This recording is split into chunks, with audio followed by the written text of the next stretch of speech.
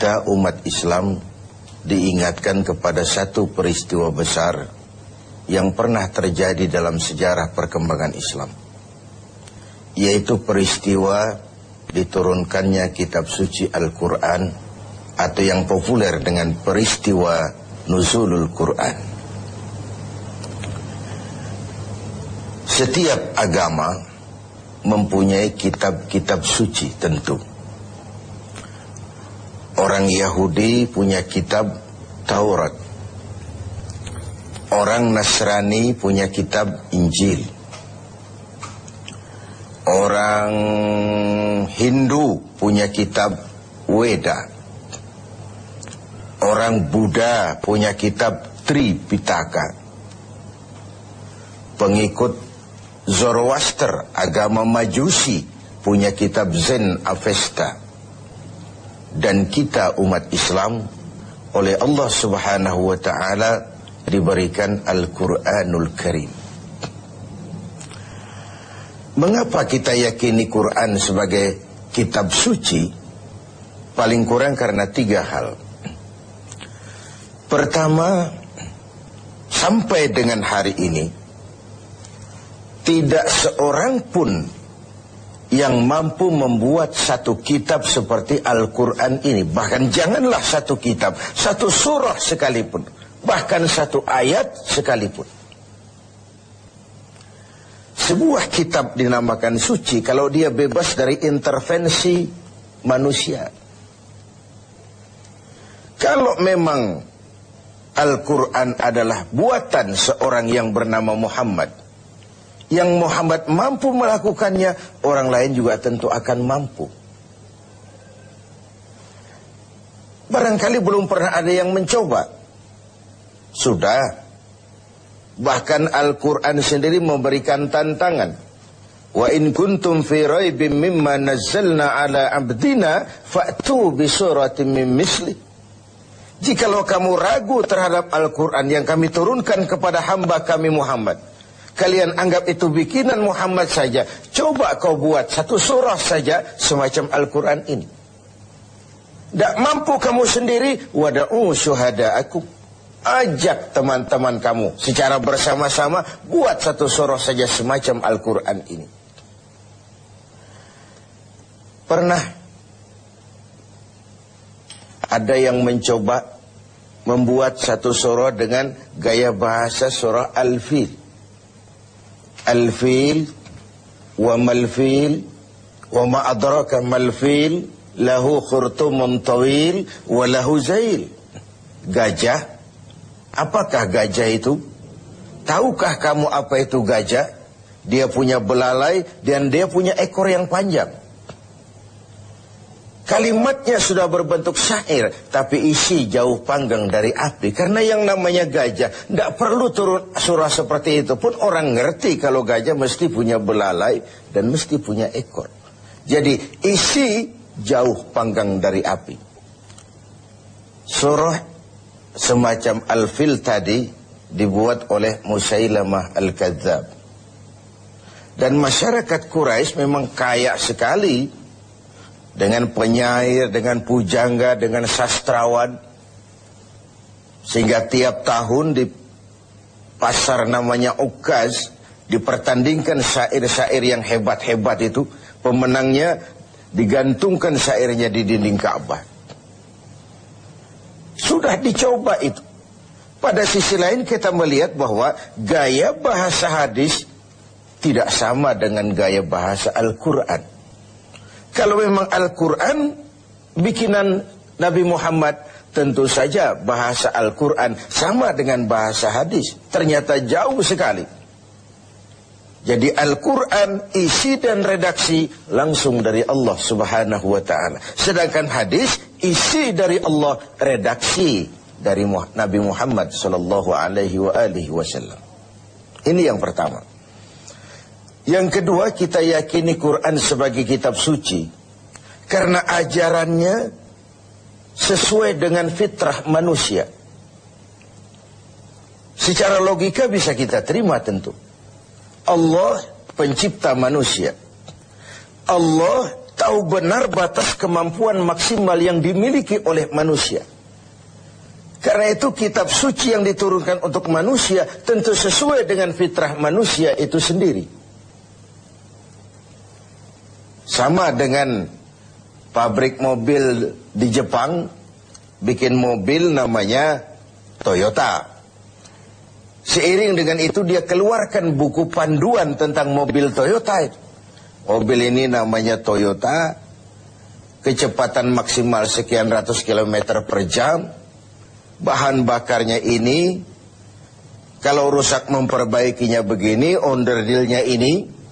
Karena pabriknya lah yang membuat mobil, pabriknya juga yang mengeluarkan buku petunjuk, tentu saja buku itu sesuai benar dengan mobilnya.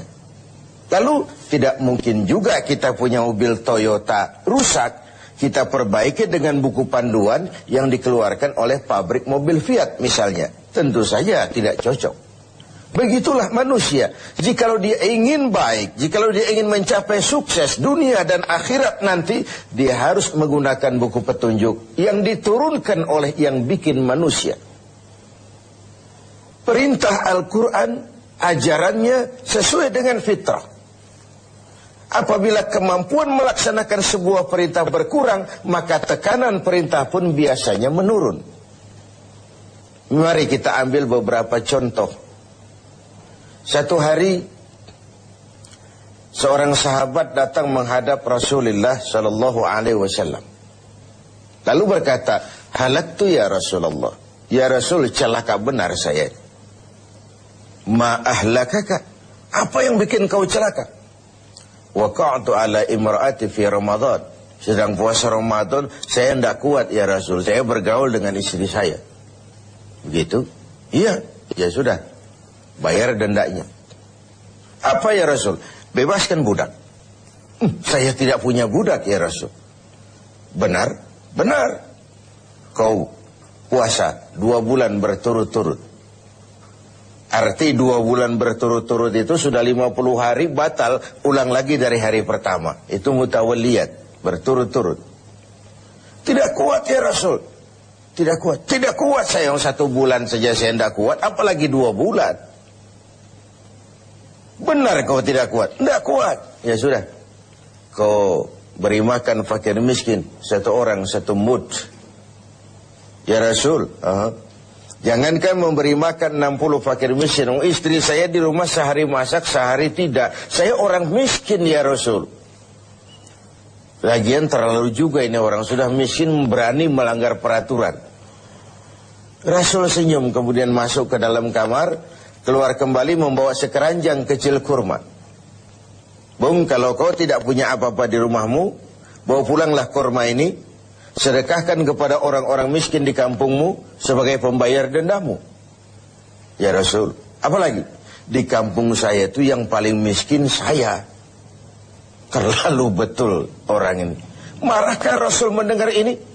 Beliau malah senyum makin mengembang lalu berkata, kalau memang begitu kondisimu, bawa pulanglah kurma ini, beri makan anak istrimu di rumah. Inilah watak dari perintah Al-Quran itu. Ngono ya ngono, ning ojo koyo ngono. Tidak kalau sudah begitu ya, mesti begitu. Tidak, sesuai dengan fitrah manusia.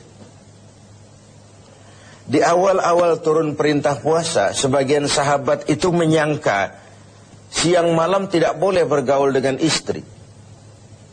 Mau bertanya mereka malu. Akhirnya ada juga yang nyerempet-nyerempet. Nah, 1 hari selesai sholat zuhur, antara mereka kumpul, saling bertukar pengalaman. Yang satu bilang, semalam saya nggak tahan loh. Terus, ya saya nyelonong sama istri saya. Yang di sudut satu bilang, saya juga loh. Ternyata banyak. Terhadap ini kemudian turunlah penegasan Al-Quran. Uhilla lakum laylatas siyami ar-rafasu ila nisaikum. Dihalalkan bagi kamu pada malam berpuasa bergaul dengan istrimu. Kenapa? Ini fitrah. Ini manusiawi. Kalau siang tidak boleh, malam pun tidak boleh. Sebulan penuh. Apa tidak pingsan manusia itu? inilah fitrah. Sesuai dengan fitrahnya. Semua ajaran agama, semua konsep Al-Quran sesuai dengan fitrah manusia. Suatu kitab dinamakan suci memang kalau ajarannya sesuai dengan fitrah manusia, bukan memberikan beban kepada manusia.